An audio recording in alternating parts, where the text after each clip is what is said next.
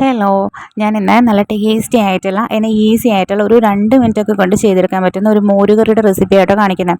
തേങ്ങയൊന്നും അരക്കാതെ no coconut മോരുകറി കേട്ടോ. തേങ്ങയൊന്നും അരക്കാതെയാണ് ചെയ്തിരിക്കുന്നത്. അപ്പോൾ നമുക്ക് നോക്കിയാലോ ഇതെങ്ങനെയാണ് ചെയ്യേണ്ടതെന്ന്. അതിനായിട്ട് ഒരു പാൻ വെച്ചിട്ടുണ്ട്. അത് ചൂടായി വരുമ്പോൾ നമ്മൾ ആവശ്യത്തിന് വെളിച്ചെണ്ണ ഒഴിച്ചു കൊടുക്കാം. അതായത് ഒരു 1.5 ടേബിൾ സ്പൂൺ വെളിച്ചെണ്ണ. ഞാനിത് 2 പേർക്കുള്ള ഭാഗമായിട്ടോ കാണിക്കുന്നത്. ഒരു ഗ്ലാസ് മോരിലാണ് ചെയ്യുന്നത്. വെളിച്ചെണ്ണ ചൂടായി വന്നപ്പോൾ കടുക് ഇട്ട് കൊടുക്കുന്നുണ്ട്. അതുപോലെ തന്നെ ഉലുവ, വറ്റൽമുളക്, ഇനി കറിവേപ്പില, ചെറുതായിട്ട് അരിഞ്ഞിട്ടുള്ള ചെറിയുള്ളി, ഒരു 3 ചെറിയുള്ളി മതി കേട്ടോ. പിന്നെ ചെറുതായിട്ട് അരിഞ്ഞിട്ടുള്ള ഇഞ്ചി, വെളുത്തുള്ളി. ഇതിലേക്ക് നമ്മൾ വറ്റൽമുളക് താളിച്ചിട്ട് വേപ്പില ഇടുക. അത് കഴിഞ്ഞ് പച്ചമുളക് ഇടുക. അത് കഴിഞ്ഞിട്ട് വേണം നമ്മൾ ഇഞ്ചി, വെളുത്തുള്ളി ഒന്നിട്ടിട്ട് അതൊന്നും മുരിഞ്ഞ് വരുമ്പോൾ വേണം കേട്ടോ ഉള്ളി ചേർത്ത് കൊടുക്കാനായിട്ട്. ഉള്ളിയും കൂടി ഇട്ടിട്ട് നന്നായിട്ട് ഒരു മിനിറ്റ് മുരിയിച്ചെടുക്കാം. എന്നിട്ട് അതിലേക്ക് ആവശ്യത്തിന് ഉപ്പ് ചേർത്ത് കൊടുക്കണം.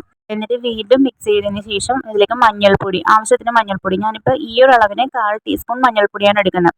മഞ്ഞൾപ്പൊടി കൂടി ചേർത്ത് മഞ്ഞൾപ്പൊടിയുടെ ആ പച്ചമണം പോകാൻ വേണ്ടിയിട്ട് സിമ്മിലിട്ടിട്ട് വേണം കേട്ടോ ഇതൊക്കെ ചെയ്യാനായിട്ട്. ഒന്നുകൂടി മിക്സ് ചെയ്തെടുക്കാം.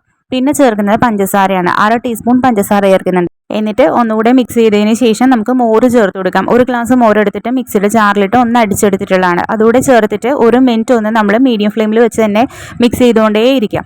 അത് കഴിഞ്ഞ് സിമ്മിലിട്ടേക്കുക. എന്നിട്ട് തിളക്കണ്ട കേട്ടോ. തിളച്ച് അതിൻ്റെ ബബിൾസ് വരണ്ട. ജസ്റ്റ് ഒരു മിനിറ്റ് വെച്ചിട്ട് ഇറക്കാം കേട്ടോ. അപ്പോൾ നമ്മുടെ ഈസി ആൻഡ് ടേസ്റ്റി 2 മിനിറ്റ്സ് കൊണ്ട് റെഡിയാക്കുന്ന മോര് കറി റെഡി ആയിട്ടുണ്ട്. എല്ലാവരും ഒന്ന് ചെയ്ത് നോക്കാം കേട്ടോ. താങ്ക്